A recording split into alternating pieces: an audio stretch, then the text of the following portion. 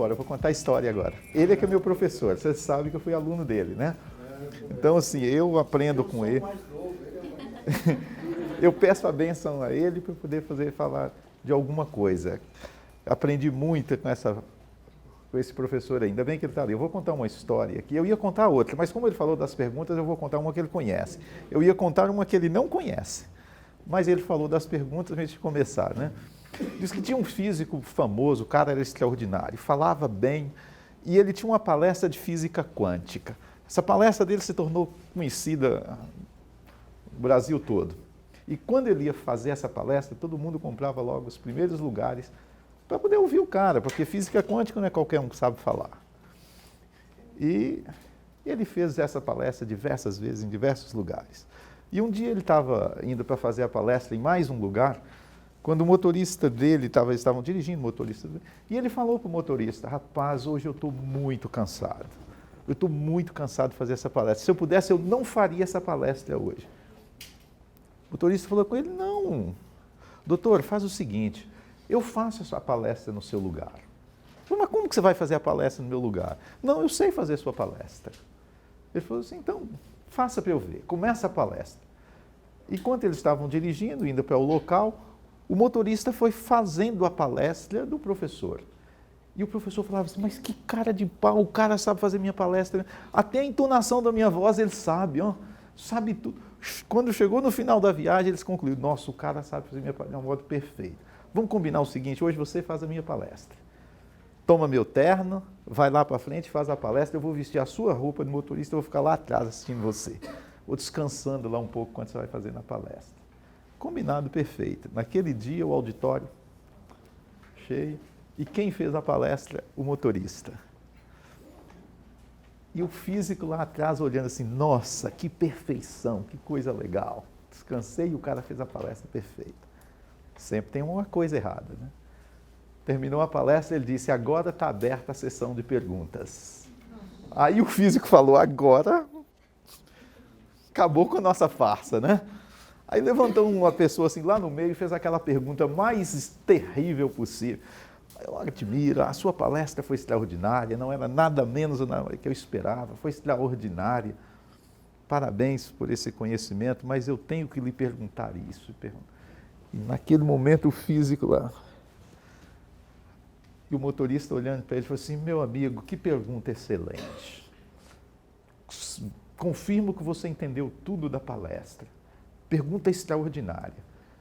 Mas embora de uma simplicidade tão grande, que eu vou pedir meu motorista que está lá atrás para responder para você. Eu faço a palestra. Qualquer pergunta?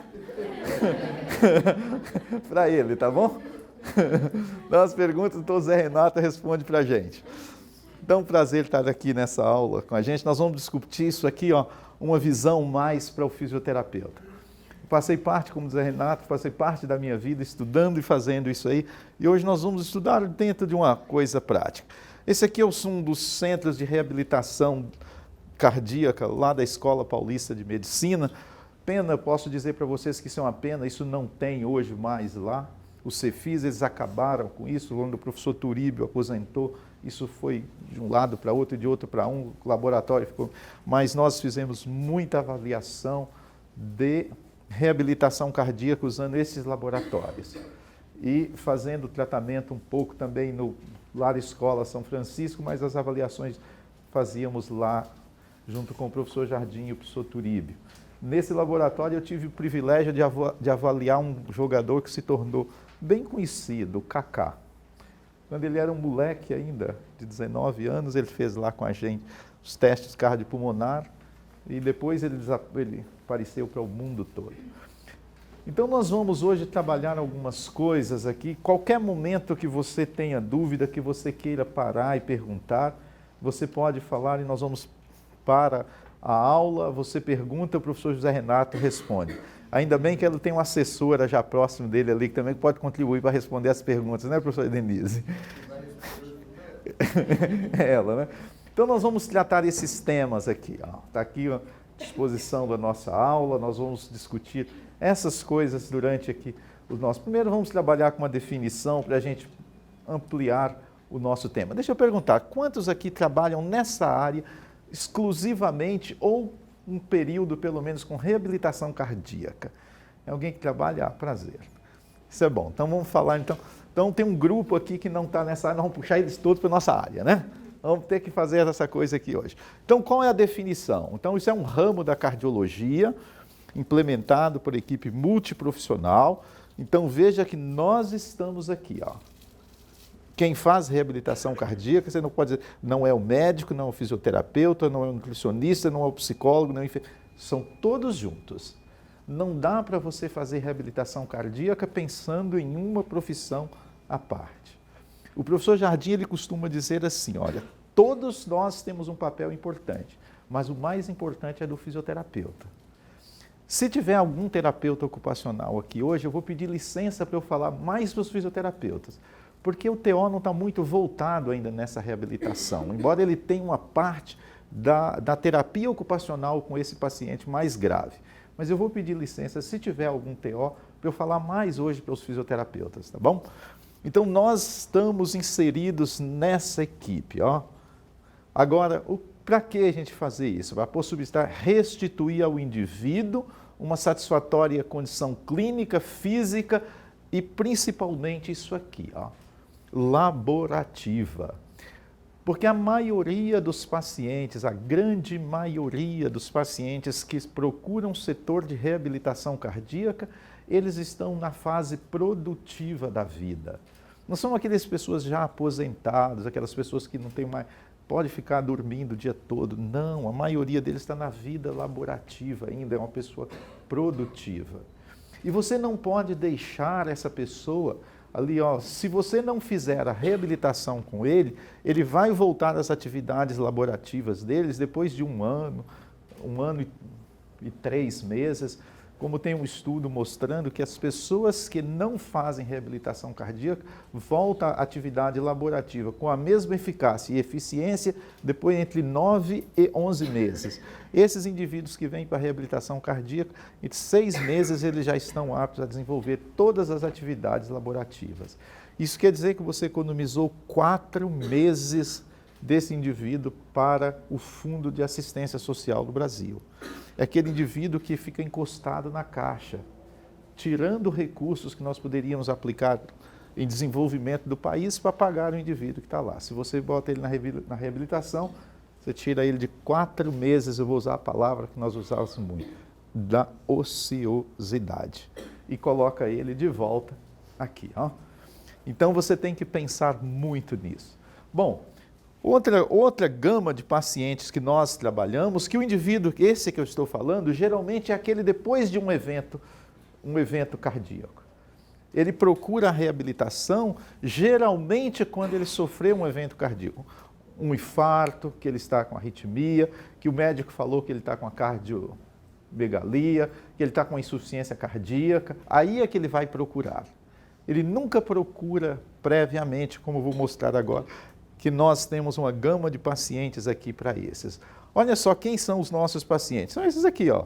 Os diabéticos, hipertensos, os lipidêmicos, os obesos, os sedentários, idosos maiores de 65 anos, porque aqui já aumenta o risco cardiovascular, e portadores de aterosclerose, bem como os com doença arterial coronariana, insuficiência cardíaca, o classe funcional 1, 2, 3 e muito pouco esse aqui. Esse aqui nós vamos deixar muito dentro de uma fase chamada hospitalar, que eu não vou abranger muito hoje, porque não é muito a minha área de trabalhar com eles dentro do hospital, embora já trabalhamos com isso, mas nós vamos trabalhar hoje muito com essa classe funcional 3 aqui, tá bom?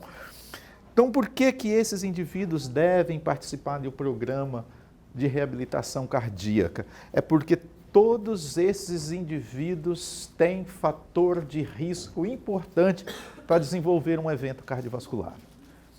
E é trabalhando com esses indivíduos aqui, ó, que você previne a maioria dos eventos.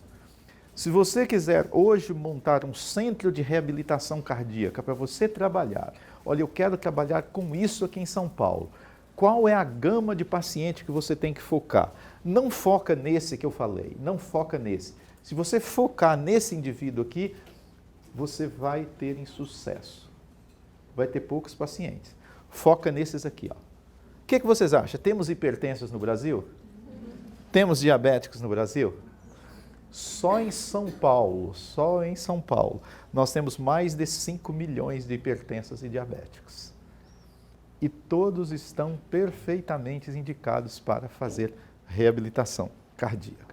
Então, uma gama boa um mercado bom para a gente ainda explorar. E olha só para vocês verem, aqui nós temos cerca de pelo menos 60, 70 pessoas. Somente uma pessoa entre vocês trabalha com reabilitação. E não pensa que é diferente não. Se eu pegar os 72 mil fisioterapeutas aqui do estado de São Paulo, eu vou ter menos de 0,1% que trabalha com reabilitação cardíaca. Por quê? Porque nós não exploramos ainda esse mercado para nós. Nós ainda não conseguimos ver isso como uma fatia de mercado importante para o fisioterapeuta atuar. Às vezes porque eu falo assim, equipe multidisciplinar, aí a gente fica com medo, mas é uma fatia de mercado importante. Então, quando você montar a sua clínica, se você quiser trabalhar com reabilitação cardíaca, olha, esses devem ser os nossos objetivos gerais. Retorno à vida produtiva, a melhor condição fisiológica, social e laborativa. O paciente cardiopata, ele perde muito disso aqui, ó, muito disso.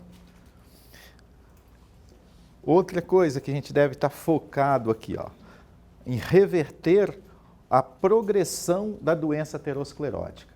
Eu não estou falando mais aqui de um evento, a gente tem que evitar que ela progrida. Essa é uma doença, tem aí as estatinas da vida, tudo que vocês já tem aqui, ó, tem pessoas com colesterol elevado, todo mundo tomando estatina, as estatinas da vida.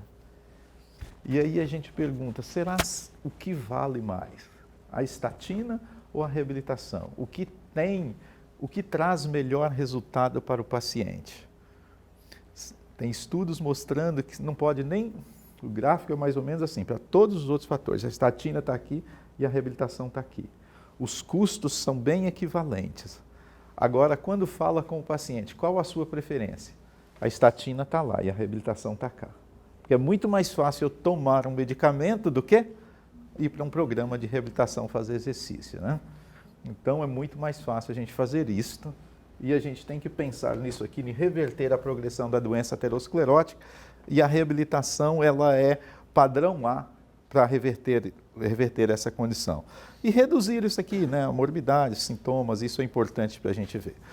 Então, já comentei com a gente que essa é a gama de paciente que nós temos que trabalhar.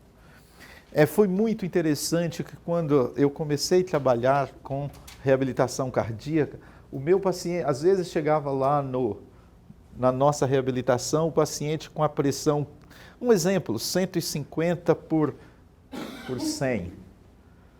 E os fisioterapeutas ficavam, não, vamos deixar ele quietinho ali, deixa ele sentado ali, não vamos fazer exercício com ele, não vamos fazer nada.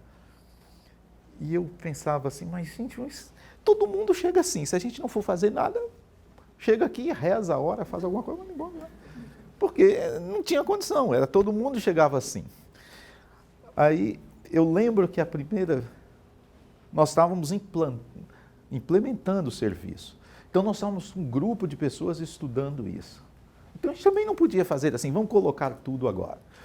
Então nós fizemos um estudo e foi, vamos acompanhar isso aqui, vamos pegar um grupo desse de paciente e vamos começar a fazer exercício. Todo paciente que chegar aqui, 15, vamos reduzir, 15 por 10, nós vamos fazer exercício com ele como se nada tivesse acontecendo. E esse paciente vai ficar ali e nós vamos acompanhar. O médico estava ali com a gente, tinha Socorro, Escola Paulista, um pouco. Só não era o INCOR, que o INCOR é um centro muito melhor, mas a Escola Paulista não tem essa. Então vamos fazer. Quando nós começamos a fazer, a gente começou a observar o seguinte, que aqueles pacientes que chegavam com a pressão até 16, a gente fazia exercício com eles, e eles mantinham 16, 17 e alguns chegavam em 18, mas quando nós parávamos de fazer exercício, a pressão deles que estava em 15 voltava para 12, para 13. Então, uma recuperação da pressão muito boa logo após o exercício. E aqueles que nós não fazíamos nada, ficavam com a pressão, continuava a pressão alta, continuava ali. A pressão diastólica também, ela não baixava, mas ela mantinha ali perto do 10. E a gente começou, então, a observar que para alguns pacientes a gente pedia, aqueles mais orientados, para que eles fizessem a medida da pressão deles em casa a cada 4 horas. E o que a gente começou a perceber? Que esse efeito do exercício persistia até bem próximo das 24 horas. Então, eles faziam o exercício hoje, ninguém tirava o medicamento deles. E aquele efeito do exercício continuava até 24 horas. No dia seguinte, começava a subir de novo para 15. E a pressão diastólica que nós deixávamos ali no mesmo 10, a gente pensou que ela, durante as 24 horas, começava a baixar também. Isso foi bom para a gente. Que nós aprendemos com isso aí que o quê? Que um paciente hipertenso, a gente chega lá 15 por 10, a gente não vai embora, senta lá. Não, é esse indivíduo que nós temos que tratar. É ele que foi buscar tratamento e é ele que nós temos que tratar. Se tivesse igual a sua pressão 12 por 8, não precisava tratar. Deixava em casa, estava muito bom, não precisava fazer nada. E por que que a gente descobriu qual foi a base, por que que nós... Não adianta a gente fazer assim, ó, o resultado foi esse. A gente tem que entender por que deu esse resultado.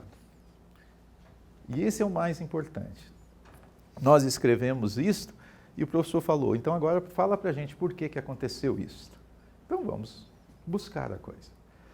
Então, quando a gente faz exercício, uma carga, que eu vou falar para vocês daqui a pouco, qual é a carga ideal de treinamento, o endotélio produz vasodilatadores em maiores quantidades do que vasos constritores. E isso provoca vasodilatação. E provocando vasodilatação, a pressão cai um pouco. Bom, isso é um reflexo mais para a pressão diastólica do que a sistólica.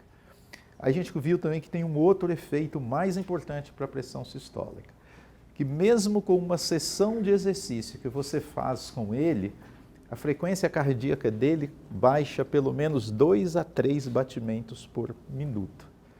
E que isso pode ser um fator importante para contribuir com aquela pequena redução da pressão sistólica durante 24 horas. Então é esse indivíduo que você vai reabilitar, que você vai fazer exercício, que você não vai deixar lá sentadinho. Bota ele na esteira, pode orar por ele também, não faz mal, oração não faz mal, né? Mas vamos fazer exercício, né? Vamos fazer exercício com ele. E agora, quando perguntar, por que que você... É isso que eu gosto que o fisioterapeuta entenda. Quando te perguntar, por que que você vai fazer exercício? Você vai falar com ele, olha, por isso e por isso. Tá bom? Não pode dizer que não vai fazer ou que vai fazer que vai baixar. Explique o porquê vai baixar. Eu quero falar um pouquinho também desse grupo aqui, ó. Esse grupo também procura muito a gente. Esses 3 aqui são os principais que nos procuram. Apesar que no mundo todo, na Europa, Estados Unidos e Austrália, esse é a marca das pessoas que procuram, é com as doenças arterial coronariana. Mas para a gente lá, como nós estabelecemos uma proposta, estava mais dentro disso aqui, ó. E eu quero trabalhar um pouquinho com vocês com esse aqui, com diabetes. Por que que ele é importante você trabalhar? Diabetes no Brasil, primeiro algumas considerações importantes para vocês. Quanto por cento das pessoas que têm diabetes vocês acham que controlam a glicemia?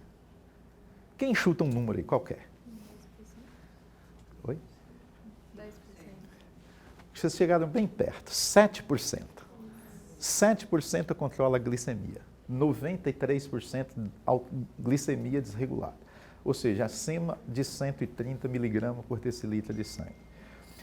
Por que que esses indivíduos têm a glicemia descontrolada diária? E outra coisa interessante, 48% têm crise de hipoglicemia durante a noite. Por que que esses indivíduos são tão descontrolados assim? O que que altera isso? Eu não vou condenar os medicamentos que eles tomam. Deixa eu lá, isso é para o médico. Se o médico vai condenar o medicamento, eu não vou falar sobre isso. Mas isso aqui é uma coisa importante, porque o que faz descontrolar a glicemia do diabético é uma coisa que nós comentamos muito e às vezes sabemos pouco. Resistência aumentada à insulina, né? Todo mundo fala, todo mundo sabe isso. Paciente com resistência aumentada à insulina. ou intolerância à glicose, né? Muitos já também usam essa expressão. Por que que esses indivíduos têm essa coisa aqui? Ó? Por que que eles têm essa resistência aumentada à insulina? Vocês já viram uma outra expressão dizendo assim, ó, que as doenças cardiovasculares são estilo de vida relacionados? Vocês já viram essa coisa também falar? Então, assim, ó, todas as doenças, a maioria das doenças cardiovasculares também tem esse probleminha, estilo de vida relacionado. Então, uma das coisas que mais causa resistência à insulina, a gente já sabe disso, que é sedentarismo e obesidade centrípeta. Essas são as duas coisas que mais provocam resistência à insulina. E o que é a tal da resistência à insulina? O que é isso? A gente tem que traduzir. Então, assim, é simplesmente isso aqui, ó. Aqui tem a célula muscular e eu tenho receptores da insulina aqui, ó. A insulina encaixa nesse receptor, a membrana dessa célula, ela se torna permeável à glicose, a glicose entra na célula, é consumida como combustível.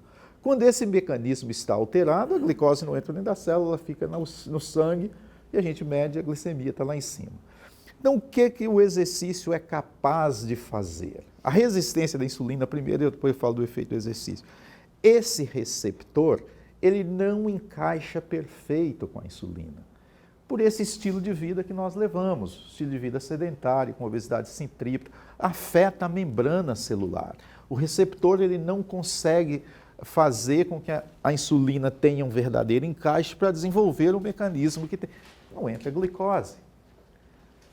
O exercício físico, quando bem feito, quando bem prescrito, não é de qualquer forma. Ele é capaz de rearranjar esses componentes da membrana celular, fazendo que novamente o receptor exerça a sua função correta. Então não é qualquer exercício, não é pegar um indivíduo e sai correndo aí, não vai dar certo. Você tem que saber trabalhar com eles. Eu vou dar uma dica interessante já para vocês. Esses pacientes aqui, ó, ele tem uma boa resposta quando a gente faz exercícios aeróbios com eles, com carga predeterminada. Esses indivíduos respondem melhor a exercícios resistidos, embora nenhum artigo, nenhum consenso vai falar que você deve fazer só exercício resistido ou só exercícios aeróbios. Você tem que fazer o somatório, ou os dois, a junção dos dois, para esses dois tipos de pacientes. Mas se você tem 30 minutos para fazer com esse aqui, ó, dê uma priorizada para o exercício resistido. Por quê? Porque o resistido, ele ganha mais massa muscular. E é nesse ganho de massa muscular que você tem a reorganização da membrana celular, tá bom? E é isso que esse aqui vai precisar. Enquanto que o exercício aeróbio, ele vai fazer mais vascularização no músculo, ele vai abrir colaterais no músculo. Se eu abro colaterais de vascular no músculo, isso aumenta meu diâmetro transverso e facilita a redução da pressão arterial. Bom, como é que fica então essas fases da reabilitação pulmonar? O mundo todo costuma falar de 4 fases. A fase 1, 2, 3 e 4, essa no hospital. Ela geralmente a gente chama assim que é uma fase, hoje está muito na moda nós falarmos de mobilização precoce, né? Mas isso já existia muito antes, bem antes do que se fala hoje. A fase 2 ainda é intra-hospitalar, Eu lembro que em 1999, quando eu fui aluno do Zé Renato, eu ficava com medo de trabalhar com os pacientes do INCOR. Eu vou botar esse paciente para andar, ele vai cair ali e eu vou matar esse paciente. E ele falava comigo, bota esse paciente para andar, rapaz. Não vai cair ninguém, não. O mestre mandou. O mestre mandou, faça que ele sabe. Ele já tinha avaliado o paciente, por isso que ele mandava eu fazer. Ele não ia mandar sem ele ter avaliado, ele sabia. E eu fazia, andava, o paciente mobilizava aqui, dava certinho. Porque ele já tinha avaliado, fazia direito. Agora, essa fase 2 também é intra-hospitalar. Mas essa fase aqui, não necessariamente, mas de preferência. E ela ocorre logo após a fase 1, que é da alta do paciente. Quando o paciente recebe alta disso aqui dentro, deve fazer em centro especializado. Hoje eu quero abordar mais isso aqui, ó, essa fase 3, porque é o paciente fora do hospital. é onde nós temos a grande gama de pacientes aí. Nós temos 4 a 5 milhões de pacientes aqui em São Paulo. E nós, nessa fase 3, nós temos que preparar o paciente para essa fase 4, que é uma fase que eu não vou estar com o paciente. É aquele programa que eu fiz dentro da minha clínica, dentro do meu consultório, eu vou adaptar ele para a casa do paciente, tá bom? Então essa é a fase 4, onde nós não vamos estar com o paciente. Então, as fotos aqui de paciente na reabilitação fase 1, na fase 1 também paciente andando dentro do corredor do hospital, só para vocês verem o que é possível fazer dentro de um hospital. Não deixe o paciente acamado, nem em cima da cama o tempo todo. Isso é importante. Ele não foi feito para viver deitado 24 horas, nem sentado 24 horas.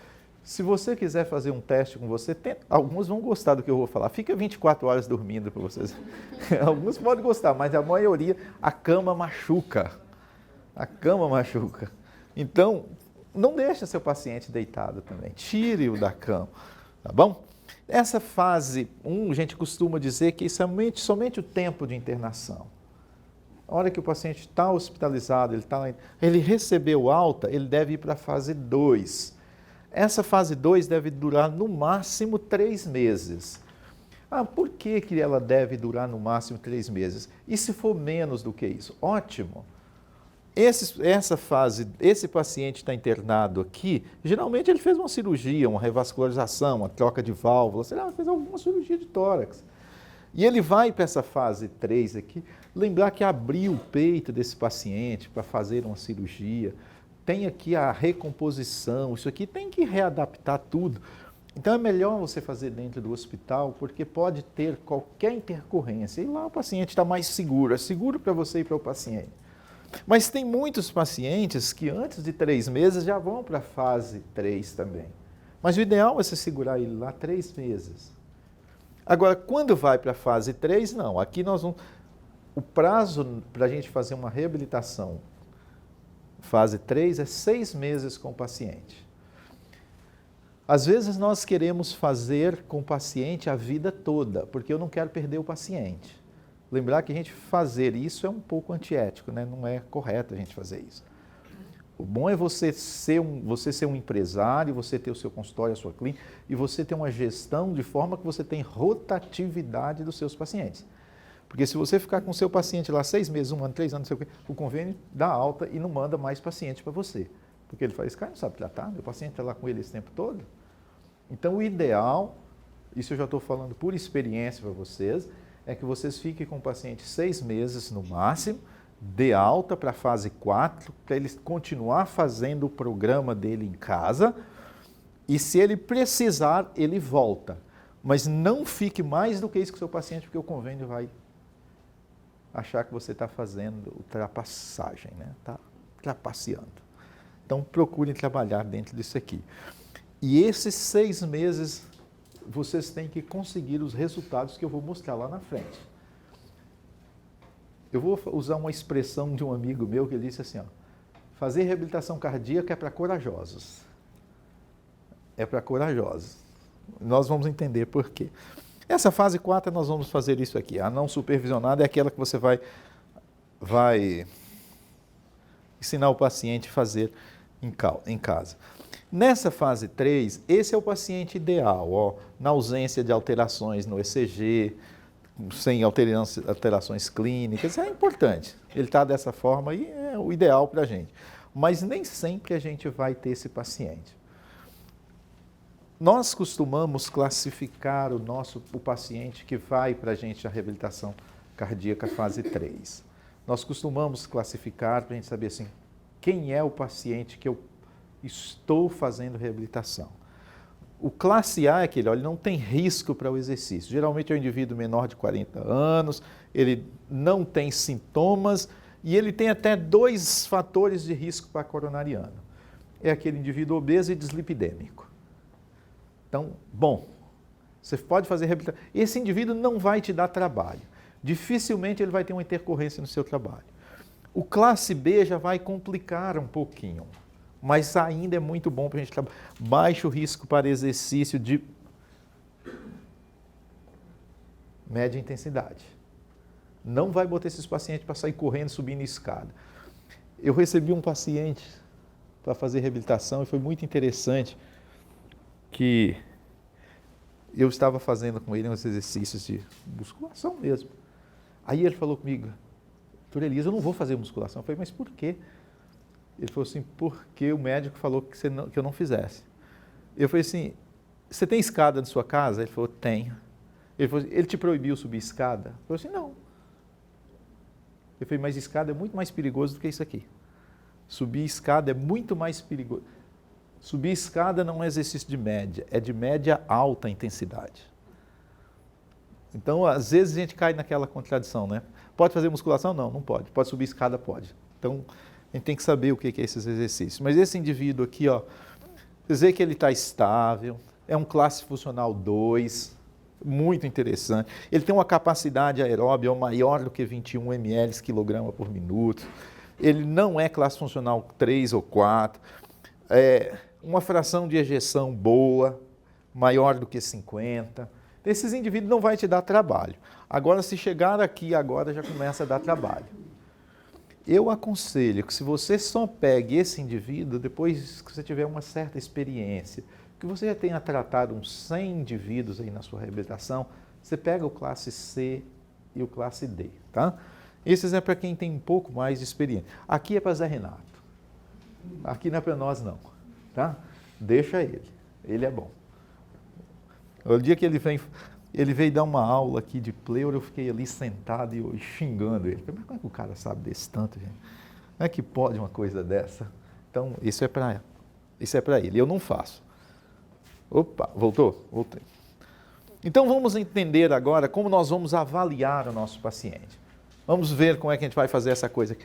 O primeiro ponto de segurança para nós avaliarmos o nosso paciente é nós sabermos isso aqui, ó. Qual é o limiar de isquemia para o nosso paciente? Até onde eu posso botar ele para fazer exercício que ele não vai ter isquemia? Essa é a nossa inimiga número 1 na reabilitação cardíaca. Esse é o grande problema.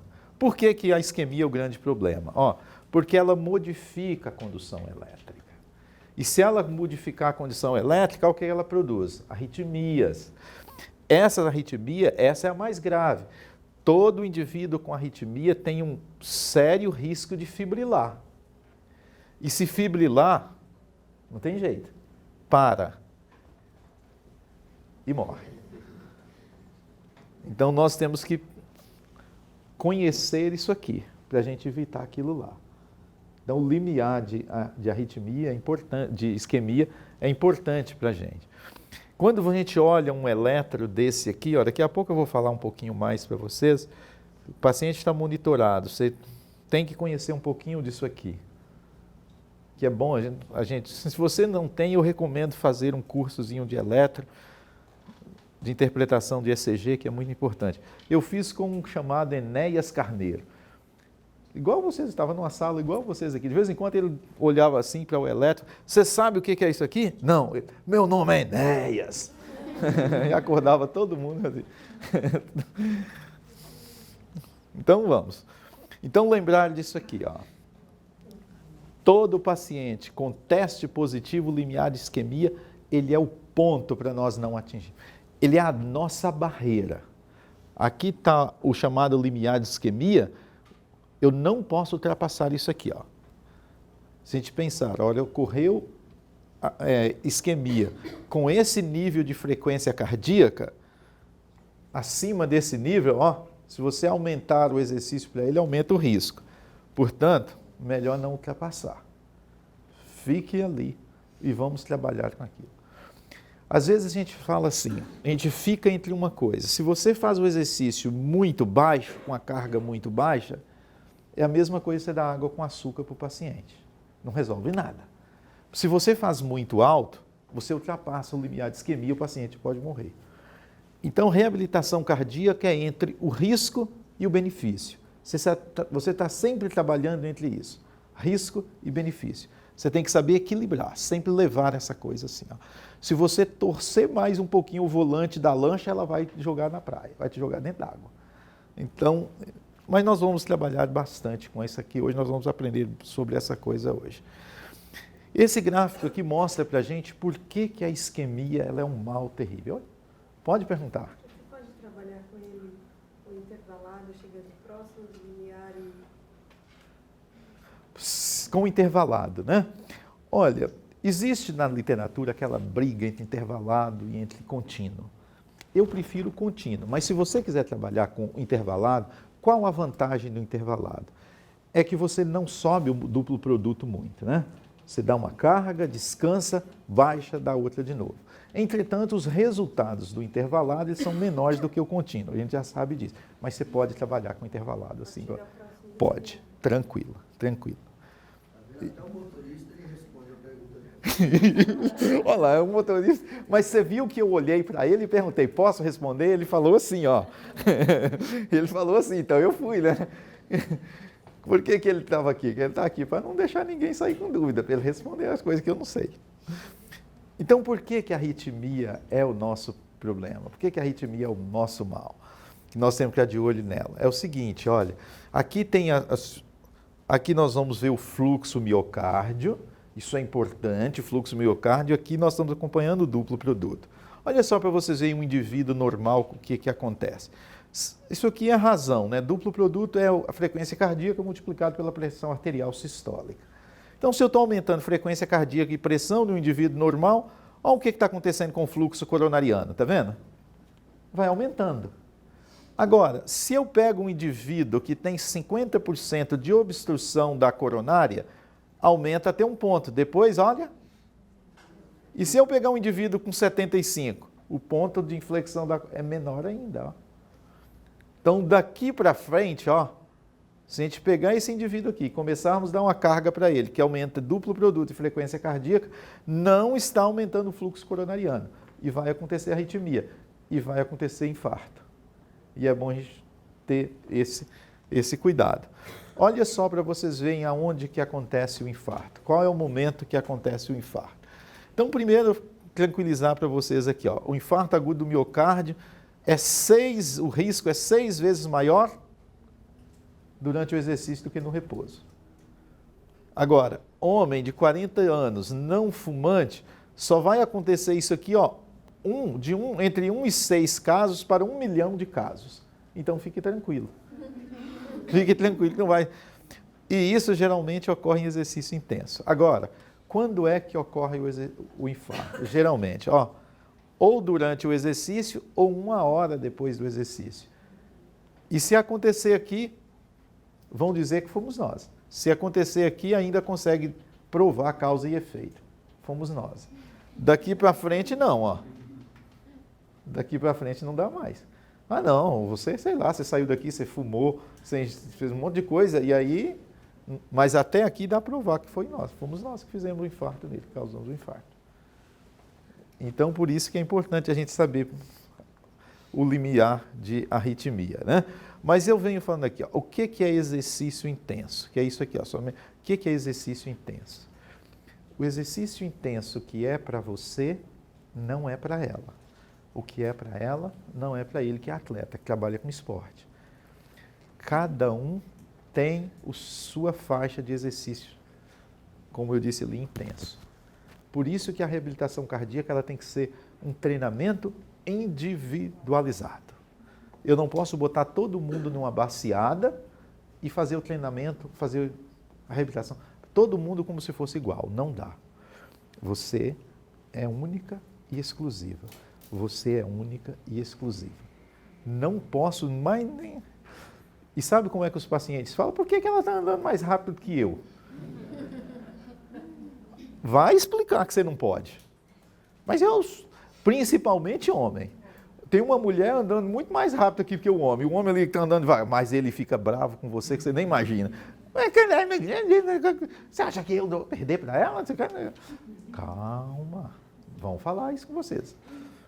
Vão falar, não tem problema. Mas não passe para isso, não deixe. O exercício intenso é perigoso. Porque eu queria pelo menos mostrar, pelo menos esse slide aqui, porque eu sei que nós, fisioterapeutas, não temos isso na graduação. Às vezes, o Jefferson teve, eu sei com certeza que ele teve. Mas às vezes a gente passa pela graduação sem entender muito. Pelo menos isso aqui eu vou mostrar para vocês o que é o limiar de isquemia. Esse é um eletro normal, que nós estamos numa derivação V4 e V5. Olhe bem isso aqui, ó. Isso aqui chama segmento ST, ó. O início da onda P até o complexo QRS. Isso aqui eu vou chamar de linha de base. Essa aqui, ó, eu vou chamar segmento ST. Por quê? Que vem da onda S até a onda T. Então eu vou chamar isso aqui de segmento ST. Tá bom? Tá pertinho, eu posso mostrar assim com o dedo, nem estou usando isso aqui, só para passar. O que vocês percebem? Num eletro normal, o nível é o mesmo, tá vendo? Está na mesma altura. Isso é ótimo. Se eu fizer o eletro de qualquer um de vocês, vai estar assim. Essa nivelação aqui, ó. Mas quando a gente coloca o exercício, olha o que vocês percebem. Olha a linha de base. Olha o segmento ST para onde veio. Todas as vezes que vocês observarem em um eletrocardiograma que o segmento ST está infrado, está abaixo da linha de base, isso é correspondente à isquemia miocárdica. Quando está para baixo é bom, ainda dá para segurar, porque se for para cima, a gente fala que é supra desnivelamento do segmento ST. O cara já infartou, tá bom? E o próximo passo é infartar. Então, olha, se a frequência cardíaca aqui, ó, nós fisioterapeutas, qual é a frequência cardíaca desse indivíduo aqui? Eu vou pegar aqui, ó, vamos supor que ele estava aqui em repouso, mas eu vou pegar essa frequência cardíaca dele aqui. E foi exatamente nessa frequência cardíaca que começou a dar esse limiar de isquemia. Como é que eu vou saber a frequência cardíaca desse indivíduo? É fácil. Eu posso contar o número de quadradinhos pequenos que está dentro dos intervalos RRs. Vou ficar aqui para não ficar na frente de ninguém. Se vocês pegarem aqui, ó, esse é um intervalo RR, esse é um outro intervalo RR. Vocês estão vendo que aqui ó, tem um quadradinho grande, né? E dentro desse quadradinho grande tem 5 quadradinhos pequenos. Então vamos lá, tenho aqui, vou pegar um RR, outro RR. Então eu tenho 5, 10, vamos deixar em 10 mesmo, né? Então é só eu pegar aí 1.500 e dividir pelo número de quadradinhos pequenos, eu tenho a frequência cardíaca do paciente. Então 1.500 dividido por 10, 150, né? Então qual é a frequência cardíaca de limiar de isquemia desse paciente? 150 batimentos por minuto. Então não pode chegar nisso aí. Por quê? Ó, ele já está com arritmia. O ideal é 80% disso aí. Não chegar no 80%.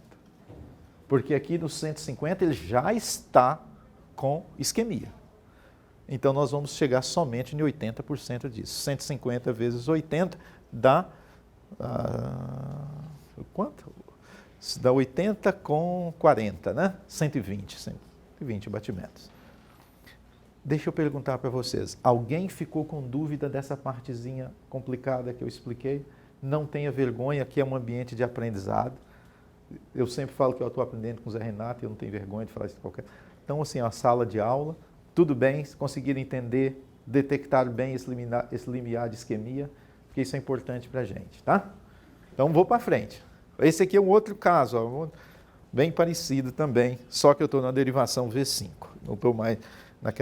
Tem algumas pessoas que têm me perguntado, Elias, posso fazer reabilitação cardíaca dentro d'água? Então, assim, olha, eu não tenho experiência com isso. A minha esposa ela é fisioterapeuta, ela trabalha com hidro e ela tem um protocolo espetacular para doenças crônicas. Mas quando chega para reabilitação cardíaca, eu geralmente falo com ela, Cláudia, vamos, deixa lá comigo, deixa nas esteiras comigo, deixa na bicicleta, porque eu não sei nem nadar, o que eu quero entrar dentro da água fazer com o paciente, né? Então, por quê? Olha, porque a gente não pode fazer ECG e principalmente que a água traz analgesia, e a analgesia, ela pode camuflar a angina. E aí, quando o paciente sai da água para ficar na terra. Então, não é bom a gente fazer, não. Bom, paciente hipertenso, paciente lipidêmico, aqueles A e B, pode fazer, tranquilo.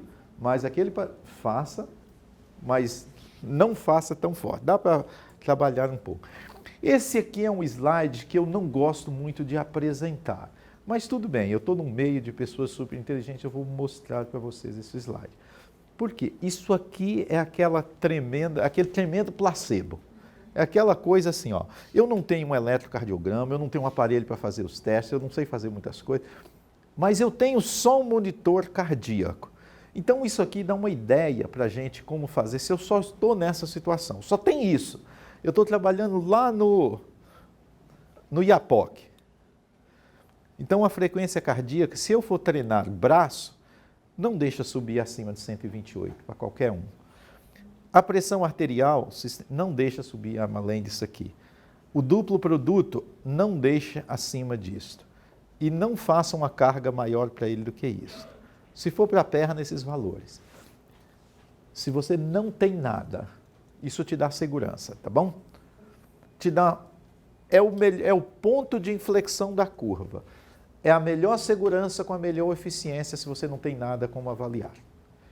E aí aquela coisa, eu coloco você e ela na mesma bacia, tá? Não é individualizado, Então, assim, é somente para um caso muito, muito, muito extra. Vamos entender um pouquinho disso aqui agora? Os protocolos de VO2 máximo. Tudo bem, isso aqui consumo de oxigênio. A gente já está acostumado. Se eu for para a área de alguns de vocês aqui, vocês começam a falar coisa que eu também não sei o que é, né? Falar sigla e eu não sei o que é. Então, isso aqui, todas as vezes que aparecer essa coisa aqui, VO2, consumo de oxigênio, tá bom?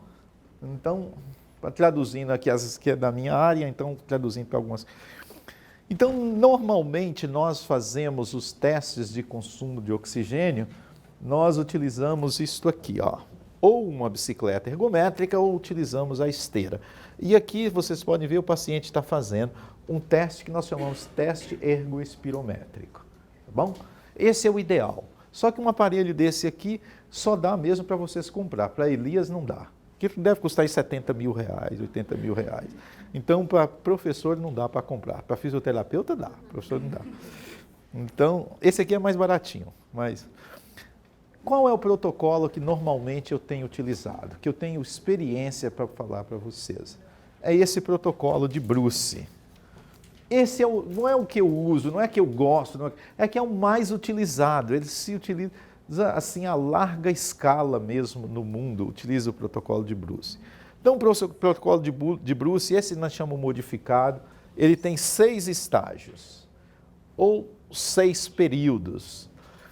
Cada período desse tem uma duração de 3 minutos. E em cada período desse tem uma velocidade ou uma inclinação da esteira predeterminada. Tá tudo bem aí, Rodrigo? Tá? Ok. Então, o protocolo está bem definidinho aqui, ó. O primeiro estágio, o chamado primeiro estágio, ele dura 3 minutos, a velocidade é de 2,7 km por hora. Cuidado que algumas esteiras em milhas por hora, a esteira não está inclinada. Isso aqui nós só estamos aquecendo o paciente. Se nós pegarmos aqui o quarto estágio, olha, ele também dura 3 minutos, mas a velocidade da esteira já está em 4 km por hora. E a inclinação está em 12. Você está subindo uma ladeira. E está andando numa ladeira mais rápida, tá bom? Então, e o protocolo termina aqui, ó, 16 de inclinação. Então, esse é um protocolo bom para a gente utilizar. Por que que ele é bom? Olha só para vocês verem. Ah, não acredito, mas acho que dá para ler, não dá? Se apagar essa lâmpada aqui, vai dar melhor ainda. Mas eu não tenho ninguém aqui, não sei nem onde apaga essas lâmpadas. Mas, se der para ler, eu vou ficar tranquilo. Se não, dá para ler? Dá, né?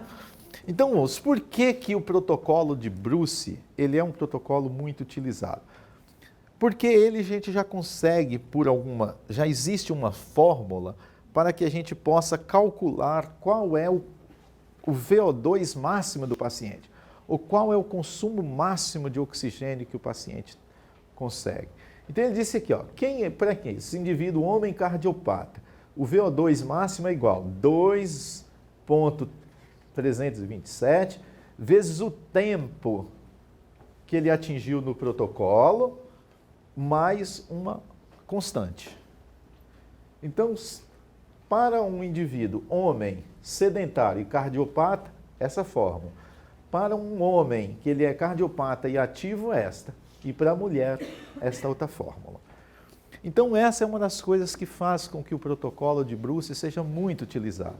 Por quê? Porque a gente consegue, de uma forma indireta, estabelecer qual é o consumo máximo de oxigênio que esse indivíduo tem. Para vocês terem uma ideia, eu vou dar uma base para vocês. Eu sou engenheiro também, eu sou fisioterapeuta e engenheiro civil. E engenheiro precisa sempre de cálculos, sempre de números e sempre de uma base. Então, se eu estou falando aqui VO2, se eu não der uma base para vocês, não der um número de referência, ele fica tudo perdido, né? Então, assim, para manter todas essas funções que vocês estão em repouso, o olho enxergando, o cérebro raciocinando, o fígado armazenando, excretando, metabolizando, rins filtrando, músculo, vocês estão gastando mais ou menos 3,5 ml de oxigênio por quilograma de peso. Tá bom? Então é mais ou menos esse valor basal aí agora. Então quanto de oxigênio seu corpo está consumindo? 3,5 ml por cada quilograma de peso. Essa é uma referência para a gente. Por exemplo, se eu pegar um paciente cardiopata com VO2 abaixo de 15 ml por quilograma de peso por minuto, esse indivíduo consegue fazer uma caminhadazinha aqui dentro. Mas se você botar ele para subir uma escada, ele vai fazer assim. Se você colocar ele para ir no mercado, pegar uma sacolinha e vir para casa e for num plano aqui, ele vai chegar lá, estou morto. Ele não aguenta. Se for abaixo de 10, 11, ele não aguenta nem tomar banho.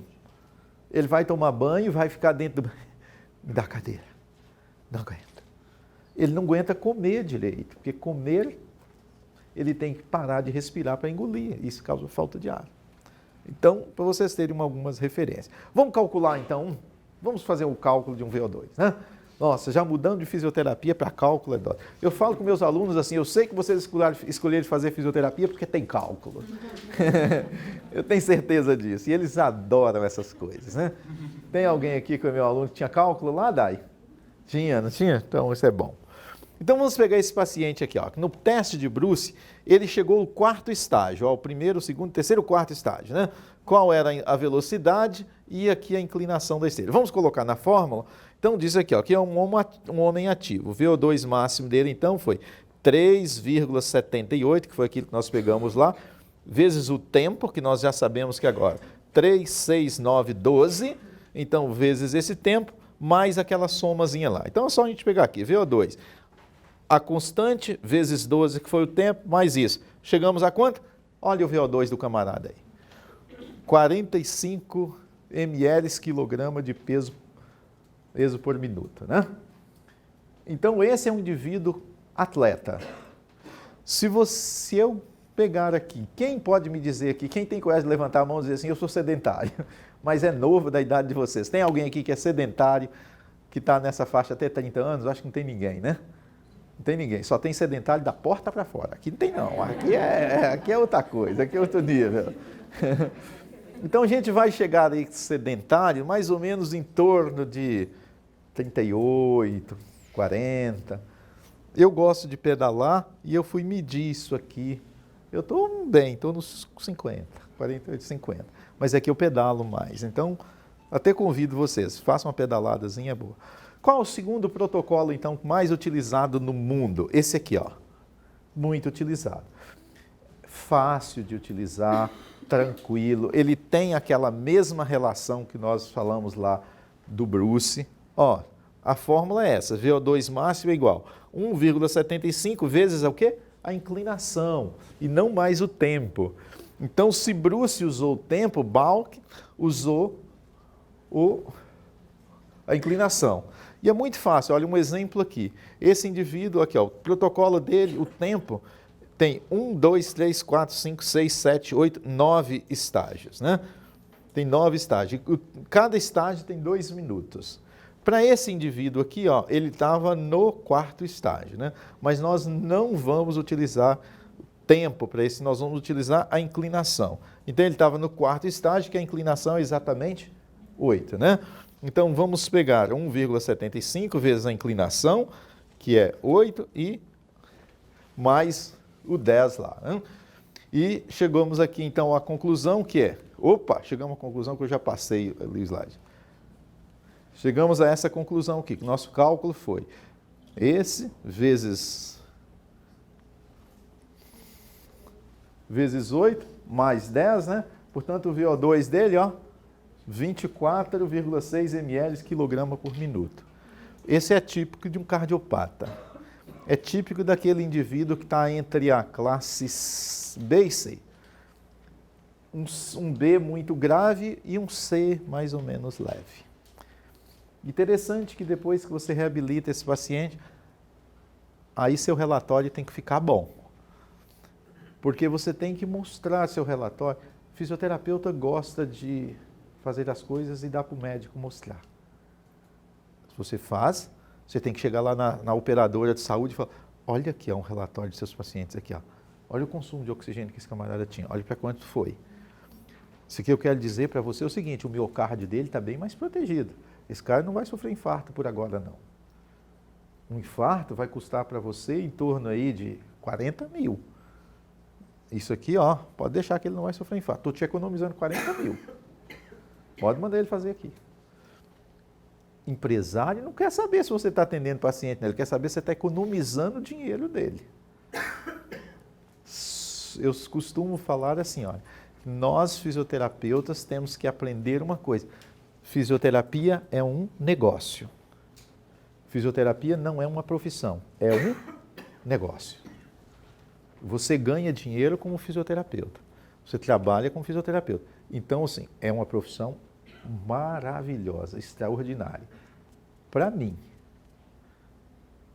eu comigo mesmo, eu com você, somos fisioterapeutas profissionais. Agora, quando se trata da relação paciente, empresário, virou negócio. E se você não entender assim, nós vamos ganhar sempre pouco. Porque nós não entendemos isso, que isso é um negócio. Às vezes você contrata uma secretária para a sua clínica e aí você não faz aquela pergunta interessante. Quantos pacientes essa secretária já trouxe aqui para dentro da minha clínica? Ou quantos pacientes que vinham procurar a minha clínica e a secretária perdeu por não saber atender? E a secretária vai ficar, não. Você não pensa, não pergunta.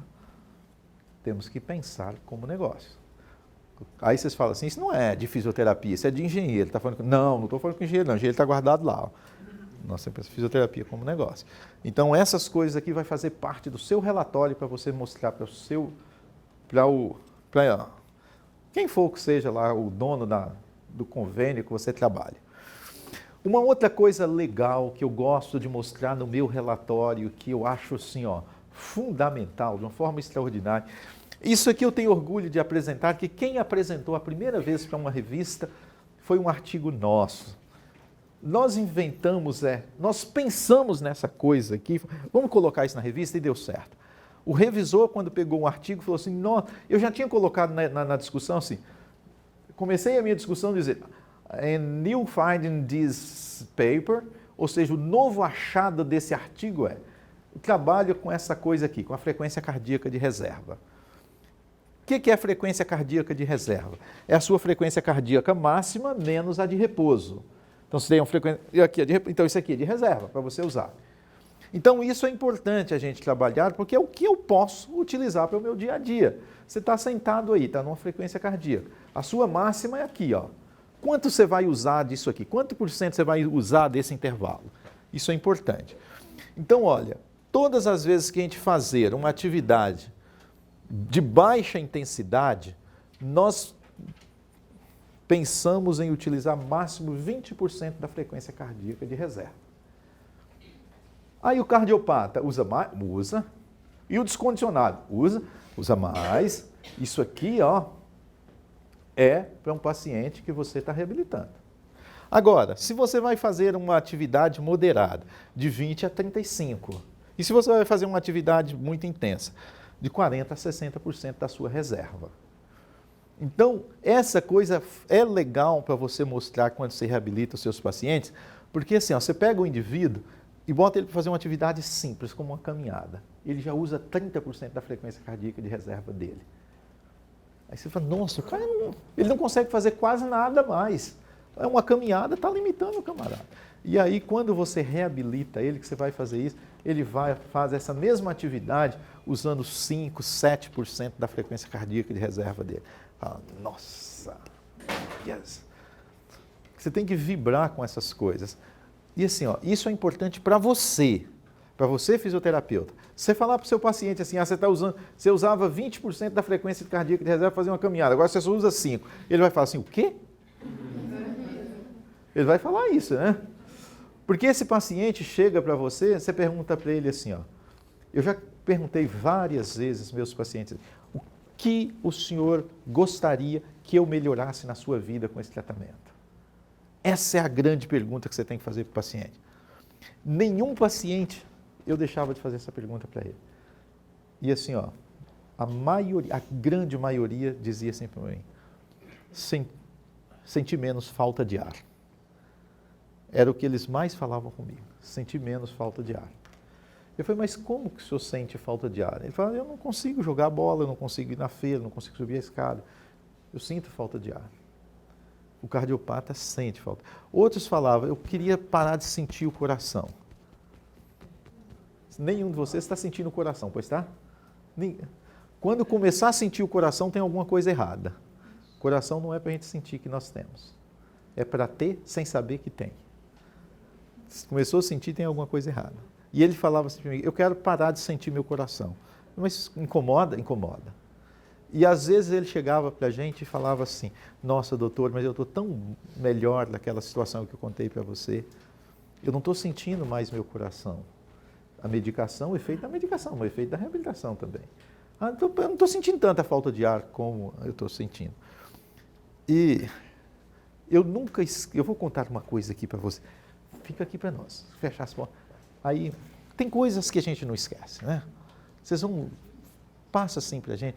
Eu lembro de um dia que chegou um cardiopata para mim, e ele disse assim, eu perguntei, fiz a pergunta, ele falou assim, eu estou com vergonha de falar para o senhor. Eu falei, fala. Ele falou assim, a coisa que eu mais queria era brincar de novo com minha esposa. Eu falei, meu Deus, eu nunca fiz isso na minha vida, nunca eu pensei nessa possibilidade. É a vida social deles. Aí um dia passou um tempo, assim, já estavam uns 3 ou 4 meses lá comigo. Ele falou assim, doutor, eu tenho uma surpresa para te contar. Aquilo mesmo. E eu vibrei com ele, né? Falei, legal, assim mesmo, queria que você... Eu esperava essa notícia. Sentiu muita falta de ar? Um pouco, mas tá bom, compensa. É legal essas... Então, assim, só quem trabalha... Eu falei que é um negócio, mas tem essas coisas também, né? Que deixa de ser um negócio para volta a ser a profissão, né? Volta a ser o fisioterapeuta. Qual é a intensidade, então, do exercício que nós temos que trabalhar? Segundo o Colégio Americano de Esporte e Medicina, né? Nós temos que pensar, fazer o tratamento do paciente, a reabilitação, a gente usando aqui, ó, de 70% a 90% da frequência atingida em um teste de sintoma limitante. Quando você fizer aquele teste lá, ou de Balk ou Bruce, anotou a frequência cardíaca que ele atingiu no pico do teste. Como é que você vai treinar ele? Ó, com 70% a 90% da frequência cardíaca. É a sua primeira referência. Porque nem todos nós temos a monitorização do eletrocardiograma, para ver limiar de arritmia. Aquilo é caro, não dá para a gente ter tudo. Tem que ser tem um paulistano, sei lá, outros hospitais, não dá para a gente ter isso na clínica. Então o colégio falou, treina com isso aqui, ó, dá certo. Você vai ter segurança e efetividade. Por que ele recomenda isso aqui? Ó? Porque quando se treina de 70% a 90% da frequência em um teste de sintoma limitante, isso equivale de 60% a 80% do consumo de oxigênio de pico do indivíduo. É importante isso aqui porque eu estou pensando no coração do indivíduo. É importante isso aqui porque eu estou pensando no músculo do indivíduo. Então eu tenho que pensar, não dá, eu quero melhorar o coração do indivíduo. Não dá para eu pegar o coração dele e ficar. Eu tenho que mexer nisso aqui, ó. Tem que mexer nisso aqui para melhorar esse, que também é músculo. Então eu penso nisso aqui e penso no músculo para eu poder reabilitar o indivíduo. É assim que a gente faz. Ou podemos fazer aqui de 60% a 80% da frequência máxima para a idade. é uma outra recomendação. Como é que a gente faz esse cálculo? De 60% a 80% da frequência cardíaca máxima para a idade. Então, pode utilizar essa fórmula, 206 menos a idade vezes 0,7. Lembrando, muitos fazem assim, ó, isso aqui menos esse. Não, ó, resolve isso aqui primeiro, depois vem para cá. Não vai atrapalhar, não. Eu já cansei de ver umas coisas aí meio atrapalhadas na minha vida aí, viu? Depois... E não é só com vocês, não. Às vezes eu pego alguns artigos que o cara resolveu fazer. Tem uma correlação boa lá, né? Então, esses são os que mais utiliza-se, né? Aqui são os mais utilizados. Essa frequência cardíaca atingida no teste. E uma outra forma boa que se tem utilizado para treinamento é a chamada fórmula de Carvone. Essa é muito legal.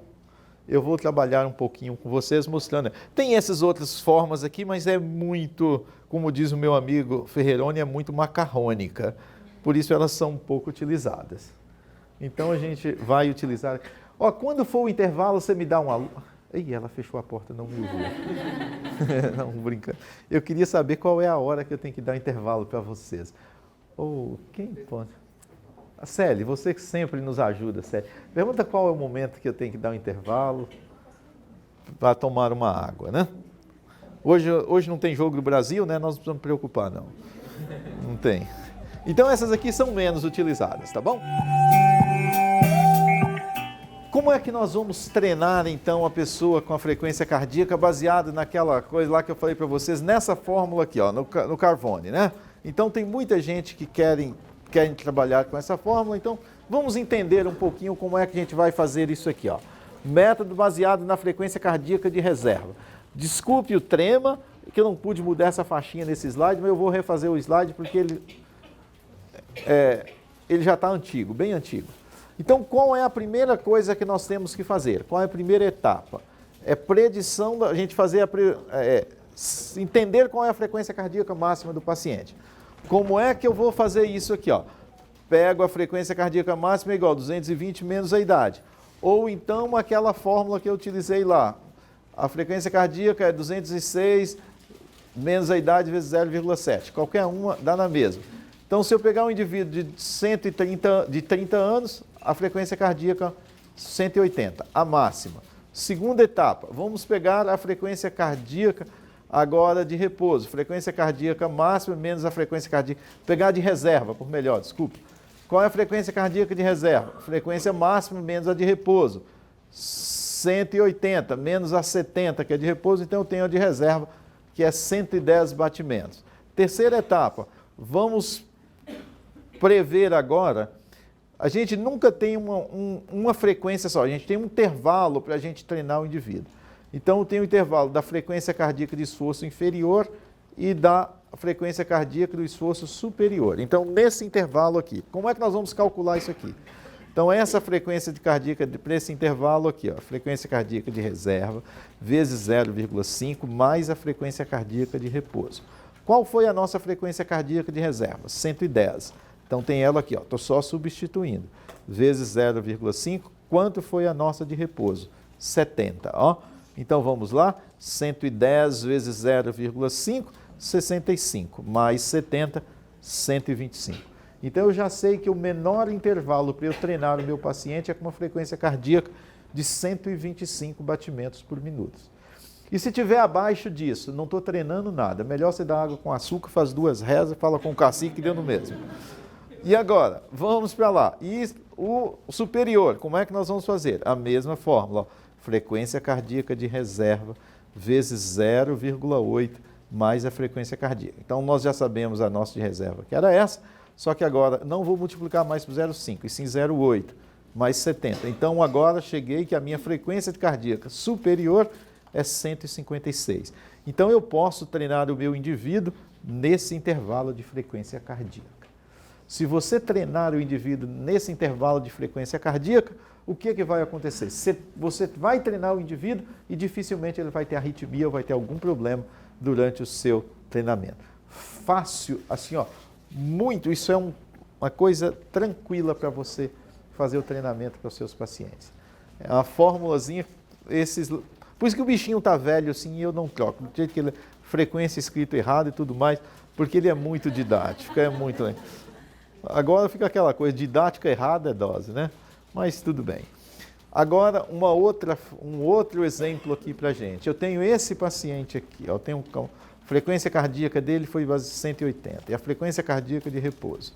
E se eu quero saber a frequência cardíaca de treinamento, vamos utilizar essa fórmula aqui agora. Ó. Frequência cardíaca de repouso mais a frequência cardíaca máxima menos o repouso, vezes 0,6 ou pode ser 0,85. Lembra que lá eu trabalhei com 50 e 80. Lembra que lá eu não trabalhei com repouso, trabalhei com a reserva. Aqui é uma outra fórmula que também dá para se trabalhar, é até mais utilizada do que a outra que eu mostrei para vocês. Só que a outra é muito mais simples, é muito mais tranquilo de se trabalhar. Então vamos aqui, o que é que eu vou fazer agora?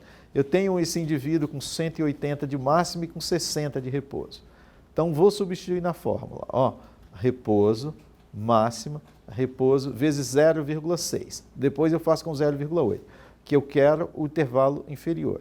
180 menos 60 vezes 0,6, ó, 180 menos 60 vezes 0,6 igual a 72. Mas só que eu tenho agora que adicionar de repouso, né? Ó na fórmula aqui, tá vendo? Repouso mais 72, 132 batimentos. Então eu já sei que o limite inferior para o meu paciente é esse aqui. Não posso treinar abaixo desse, senão dou água com açúcar para ele dar a mesma coisa, né? Já sabemos disso. Agora, vamos só multiplicar para a gente saber que é a mesma coisa. Vamos só multiplicar, ao invés de 0,6, o 0,85. Quanto eu cheguei? 102. Então, 102 mais 60, 162 batimentos. Esse é o limite superior, esse é o inferior. Qual o intervalo meu de treinamento? Esse aqui, ó. 132 a 162 batimentos. Então, qualquer um, é uma continha, mas qualquer um engenheiro sabe fazer essa continha aí, fica mais fácil. Quanto mais fisioterapeuta, né? Então, bem tranquilo para a gente trabalhar.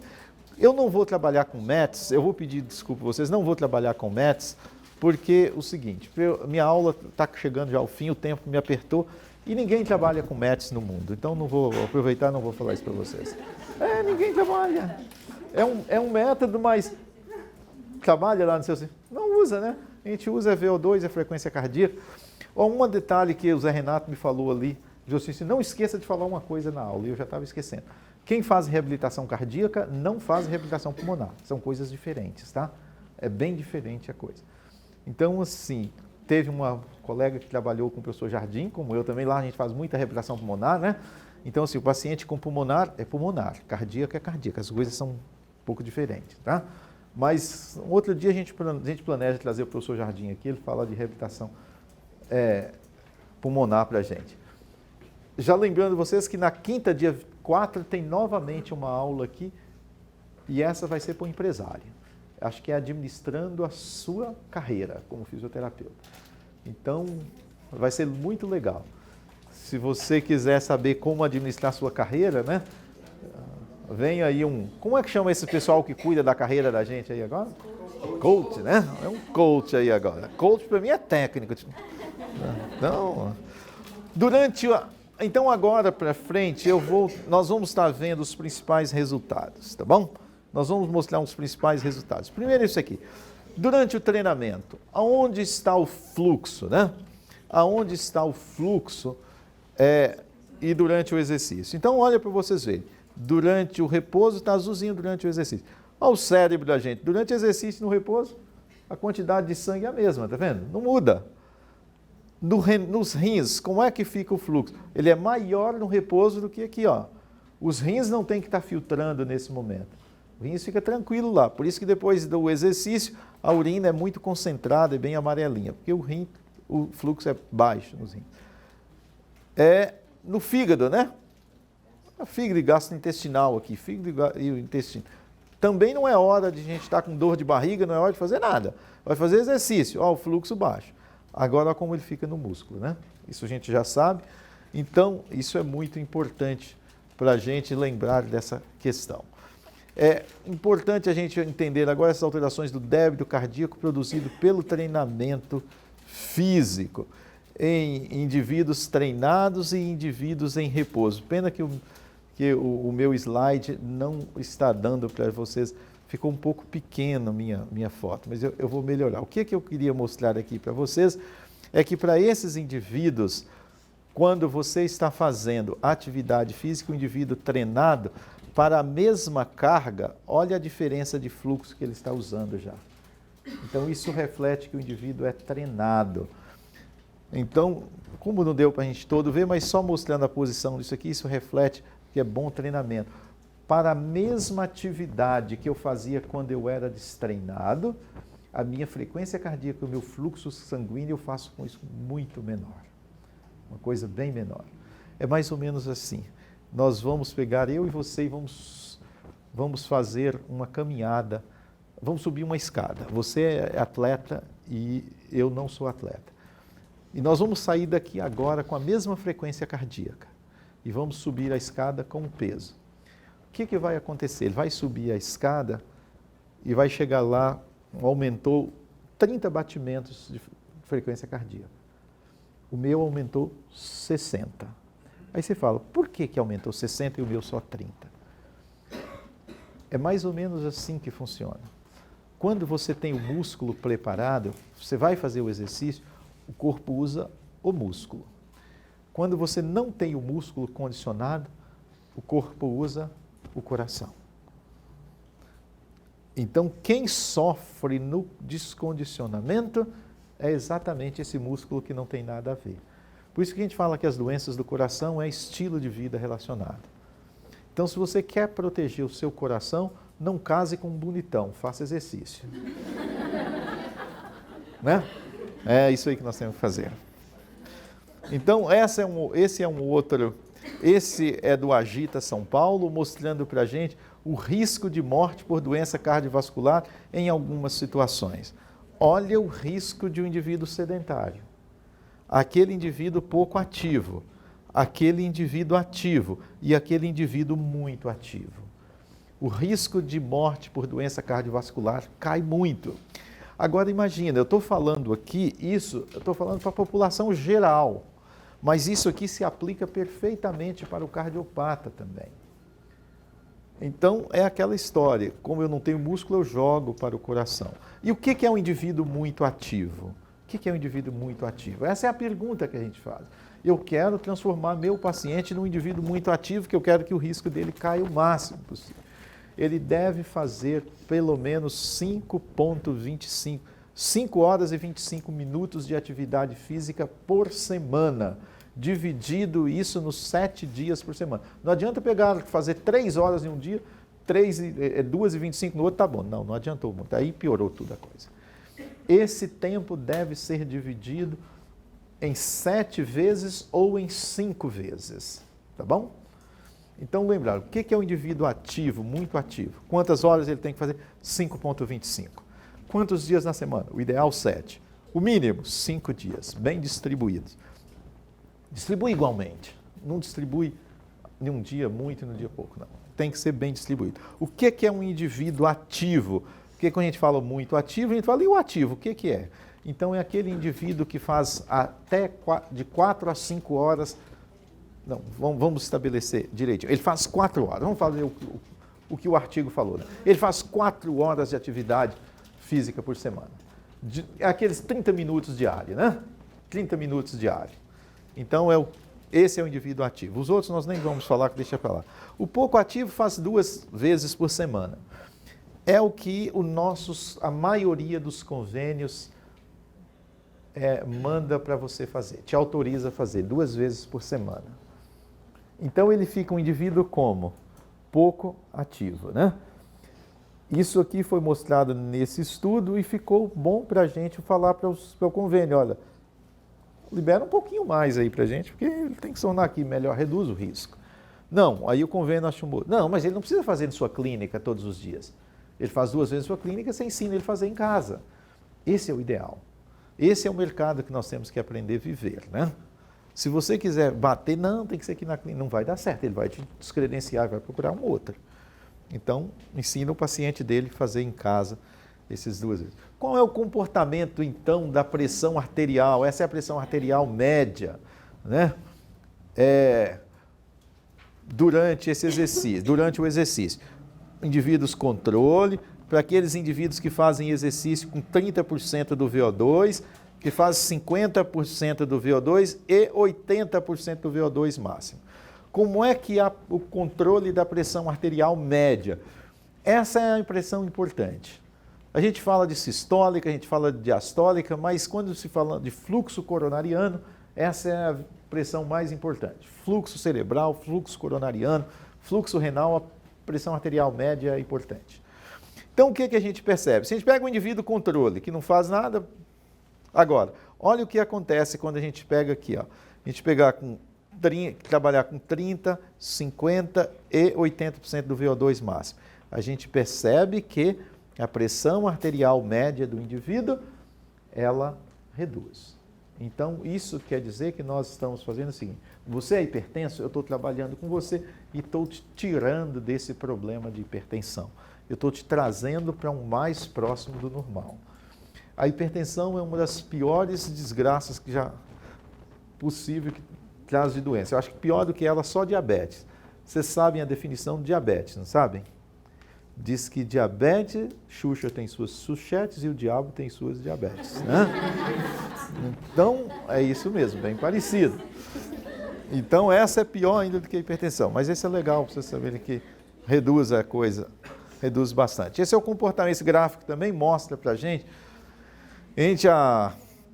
o comportamento da pressão sanguínea, né, baixa e alta, sobre os efeitos dos exercícios intensos.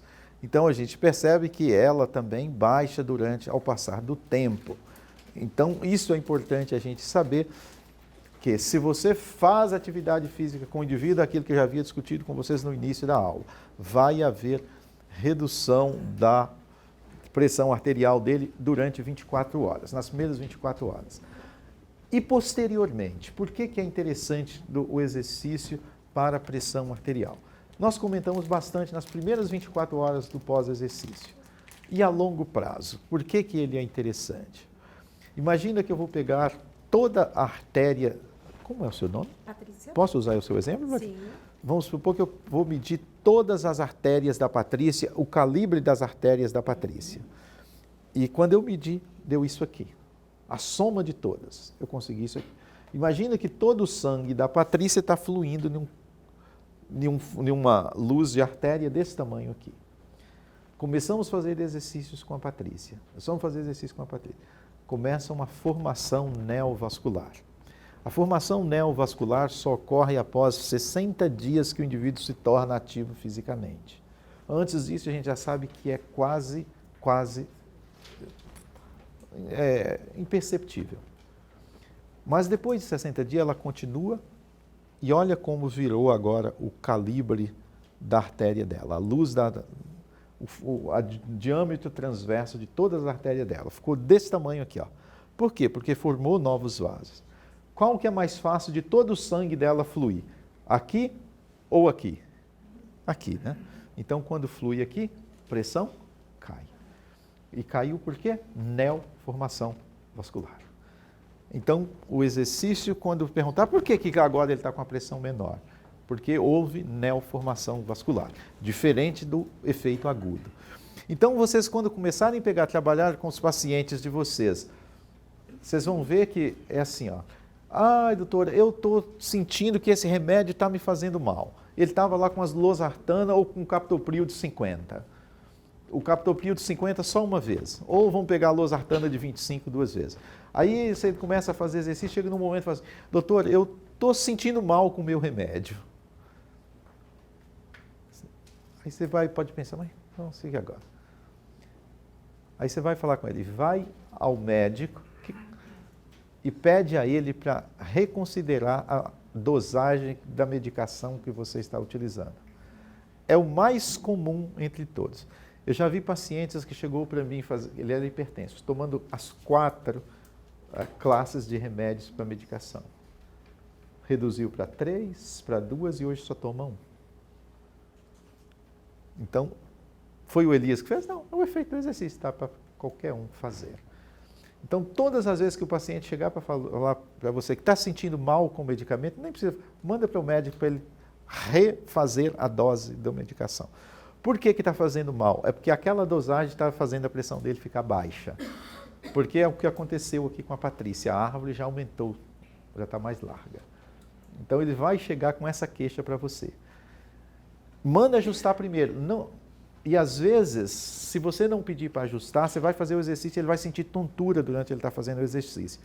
Porque quando você faz exercício, o que acontece? Aumenta a temperatura, vaso dilata, ele sente mais tontura e pode desmaiar na sua esteira, sua coisa. Manda, corrige primeiro, depois faz, tá bom? Vamos ver um pouquinho dos benefícios do exercício aeróbio. Eu estou pensando no tempo ali, vai me avisando que 9 horas nós temos que parar. Então, exercícios aeróbios, está aqui, ó. Menor frequência cardíaca de repouso, isso é importante, porque se reduz a frequência cardíaca de repouso, eu tenho mais frequência cardíaca de reserva. E também em exercícios realizados em cargas submáximas de trabalho. Esse é um benefício do exercício aeróbico para o cardiopata. PA, diminui durante o treinamento físico, no repouso, no exercício submáximo e persiste até por 24 horas de treinamento. Efeito legal do exercício aeróbico. Isso aqui eu coloquei para eu contar que um dia eu fui fazer uma palestra no congresso da SOCESP em Campos do Jordão e me convidaram e não me falaram o que vinha depois de mim. E era para eu falar dos benefícios do exercício aeróbico para o cardiopata. Nossa, foi uma panaceia. Eu falei que era a melhor coisa do mundo, era exercício aeróbico. Depois de mim, o que aconteceu? O cara veio falar os malefícios do exercício aeróbico para o cardiopata. Ou seja, tudo que eu falei, ele desfalou. Então, isso aqui eu lembro que a gente encerrou mostrando que eu estou mostrando esses benefícios, as coisas, mas não pense que vai ser sempre assim, tá? Tem os lados ruins também do exercício, fica tranquilo. Então, aqui, ó, outra coisa legal, sobre o consumo de oxigênio, ele aumenta o consumo de oxigênio, né? E melhora essa relação aqui também, essa diferença artério-venosa. Melhora a função ventricular, embora a gente não espere que aumente a fração de ejeção. Acho que eu já fiz reabilitação com muitos pacientes cardiopatas. Até hoje eu acho que já vi 2 ou 3 casos de melhora de fração de ejeção. Então, não pense em levar relatório para frente com fração de ejeção, que vai dar o contrário, vai dar errado. Não melhora. Nós já estamos esperando, né? Que não vai melhorar mesmo a fração de ejeção. Quanto ao metabolismo, aumenta a densidade capilares, que nós falamos, aumenta essa estrutura, enzimas, né? Então, melhora muito essa condição muscular e principalmente isso aqui, ó, a função endotelial. Quando nós pensamos no cardiopata, nós temos que pensar nisso aqui, ó. Esse é um grande problema do cardiopata. O endotélio. Tanto para o indivíduo cardiopata, quanto para aquele que está em risco de algum evento cardiopata, que é o que eu falei, o obeso, o tabagista, o dislipidêmico, o hipertenso, o diabético. Essa é uma grande arma, ou a nosso favor, ou ao contrário a gente. Se o indivíduo está acostumado a colocar o vaso sobre uma pressão grande, ou sobre uma resistência grande, o conceito é diferente. Pressão nesse sentido, resistência contrária ao fluxo. Isto pode lesar o endotélio vascular. Se o indivíduo resolve andar com a circulação um aumento de glicose, de fibrinas também na circulação, lesa endotélio vascular. Se ele resolve andar aí com colesterol, vamos chamar de colesterol de McDonald's, né? Resolve andar com McDonald's também lesa o endotélio. Qual é o problema de lesar o endotélio? Nós temos assim, olha, um controle, o endotélio ele faz um controle perfeito assim, dos fatores pró-vasodilatação e dos fatores pró-vasoconstrição. Esse equilíbrio é que lhe dá um nível de pressão segura. Se você tem pressão baixa, é porque está tendo mais vasodilatadores, mais fatores. Se a pressão eleva, é que o contrário. Tem mais fatores pró-vasoconstrição. E isso aqui é o regulador fundamental para isso. Então, se tem uma coisa que nós temos que pensar muito bem, é tratar bem o nosso endotélio. Trate bem a sua mulher e seus filhos de endotélio também. É muito legal. Esse é um estudo que eu fiz agora recentemente. Ele vai sair agora, ainda em 2019, na Diabetology. Ele está ainda no prelo. Esse foi uma dissertação de mestrado de uma aluna minha e ela mandou agora recentemente e mostrou. E ela pegou esses indivíduos agora, um cardiopata mais com síndrome metabólica. Tinha que ter aqueles fatores, tinha os critérios da Associação Brasileira de Diabetes e Hipertensão. E ela fez reabilitação cardíaca com esse indivíduo nesses moldes. Fez 24 sessões, dividido em 8 semanas, 3 vezes por semana o indivíduo estava lá com ela, fazendo atividade. A sessão durava 1 hora de treinamento. O indivíduo chegava, sentava, ela já tinha todos os fatores lá, toda certinho, verificava a pressão, deixava eles ali relaxando um pouquinho, estava tudo bem, 5 minutos de aquecimento e depois esses indivíduos iam fazer 35 minutos de atividades aeróbias e de fortalecimento muscular. E esses indivíduos, como eles tinham síndrome metabólica, tinha gente lá com 3 fatores, podia ser obeso, dislipidêmico, então tinha muito misturado. E ela queria ver se o programa podia contribuir para esses indivíduos com síndrome metabólica. O que ela viu? Quanto à força muscular, aumentou significativamente. Quanto ao colesterol, esse aqui, nós temos o HDL, é o verdinho, né? Olha o que aconteceu com o HDL, aumentou. Olha o que aconteceu com o LDL, reduziu. Agora, olha o que aconteceu com a pressão arterial, a sistólica, se manteve. Diastólica também se manteve, não melhorou a pressão. Quando ela vai ver frequência cardíaca de repouso desses indivíduos, olha quanto reduziu a frequência cardíaca. Isso quer dizer que a frequência cardíaca de reserva aumentou muito. E a hemoglobina glicosilada. Olha o que aconteceu, reduziu a hemoglobina glicosilada. Lembrando que a hemoglobina glicosilada tem um valor de 7, ela está dentro da normalidade. A partir daí, a diabetes descontrolada nos últimos 3 meses. E ela observou também uma coisa importante, que 68%, eu não coloquei, 68% dos pacientes melhoraram mais do que 3, tiveram mais do que 3 respostas positivas disso aqui. 68%. Alguns tiveram 1, 2, mas o importante é que 68% responderam mais do que 3. Esse foi um estudo muito legal que nós conseguimos fazer, mostrando que a reabilitação cardíaca para o paciente com síndrome metabólica, ela tem o seu valor. Esse é um exemplo de um outro paciente, de um outro estudo que fizemos, e esse nós queríamos mostrar exatamente por meio de uma angiografia da coronária, para ver o que acontecia com o paciente que faz reabilitação. Então, vocês estão vendo aqui que está completamente obstruída, não tem fluxo nessa região coronariana. Esse indivíduo sentiu-se muito, no teste lá que nós fizemos de isquemia dele, nós já sabíamos que essa região aqui do coração estava isquemiando com tal nível de carga. Por que nós sabíamos que é essa região? Por causa das derivações do elétron, né? Então, vamos fazer a reabilitação desse indivíduo. 3 meses de reabilitação, vocês percebem o quê? Olha quanta artéria está surgindo aqui, né? Não tem nada, ó. Agora vocês começam a ver que a coronária dele começa a mandar fluxo, ou seja, melhoramos bastante o fluxo coronariano desse indivíduo, né? Esse artigo também está publicado. Olha outro legal, não, esse é do mesmo estudo, mas é um outro paciente. Olha o antes desse indivíduo, lembrando, aqui já tem alguma coisa, mas vocês observam que a artéria aqui, ó, está bem apagada. Isso quer dizer que ela está apagada porque o fluxo é baixo, estou tendo pouco fluxo e agora ela está aparecendo bem mais aqui. Ou seja, conseguimos aumentar esse fluxo coronariano com 3 meses de reabilitação para esses indivíduos. E também, por meio de uma tomografia da coronária, né, a gente faz a tomografia, a gente consegue observar, tomografia ou por ultrassom, também, tomografia, ressonância, pode fazer por ressonância, pode fazer por ultrassom e pode fazer por outras formas também, o eco dá para fazer também. Esse não é um estudo que eu participei, mas vocês observam que é no mesmo estilo de treinamento que nós fizemos, na mesma modalidade, olha a luz da coronária, olha a luz da coronária depois da reabilitação.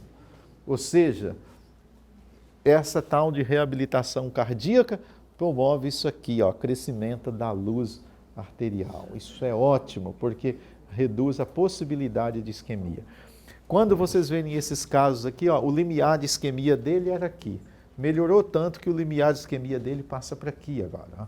Era 120 de frequência cardíaca o limiar, subiu para 145. Então, esse é o efeito do que vocês podem fazer com o paciente de vocês e dá com muita tranquilidade. Agora mostrando aquilo que eu mostrei em imagem para vocês, mostrando graficamente como aumenta o fluxo coronariano. Era o que se tinha antes e o que se tem depois. Ela já me mostrou a placa de 5? Já? 3? Então eu vou pedir desculpa para vocês. Não vou passar isso aqui tudo, porque isso eram dados que eu tinha que mostrar para vocês, mas eu tenho que finalizar a minha palestra com uma coisa muito interessante que eu fiz exatamente para cá. Pode ficar tranquilo que não morre muita gente não. Né? São poucas pessoas esse vai ficar para vocês tudo aí, tá? Esse material que eu quero mostrar os 2 últimos slides para a gente aqui nessa noite. Tinha muita coisa para a gente ver, olha. Mas agora, não, efeito da força não é esse ainda, não é esse. Bom, a minha filha disse que eu já estou muito velho, que eu tenho muita história para contar. Então a gente fica velho não é pela falta de cabelo ou cabelo branco, é pelo número de histórias que a gente conta, né? Segundo ela. Então, eu lembro que eu tive quando eu saí do INCOR, eu fiz residência, fiz especialização no INCOR, e eu resolvi montar um serviço de reabilitação cardíaca para uma agência suplementar de saúde. E elas queriam que a gente fizesse isso e eu não tinha nenhuma experiência com essa coisa ainda, de reabilitação cardíaca. E era uma proposta boa. E eu não sabia montar. E perdi a chance. Isso ficou marcado para mim assim.